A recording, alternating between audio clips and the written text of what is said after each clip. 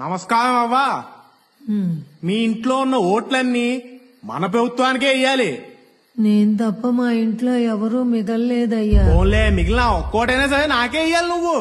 ముందుసారి ఒక్క ఛాన్స్ అంటే ఇంటెల 10 ఓట్లు మీకే వేశాం. మద్యపాన నిషేధం అని పిచ్చి ముందో పురుగుల ముందో అమ్మారు.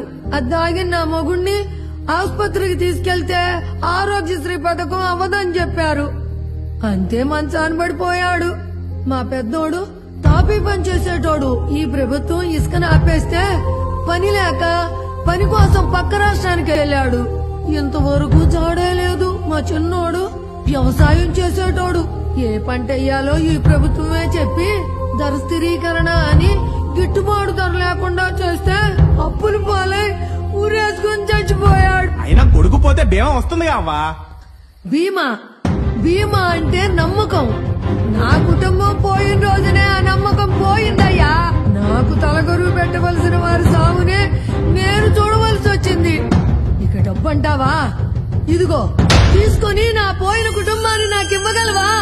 ఇదిగో మీ మనోడు భవిష్యత్తు గురించి ఆలోచించి ఈ ఒక్కసారి మళ్ళీ మన ప్రభుత్వం కోటి అంతా బాగుంటది. ఒక్కసారి నమ్మి కోల్పోయింది చాలు. భవిష్యత్తు తరాలు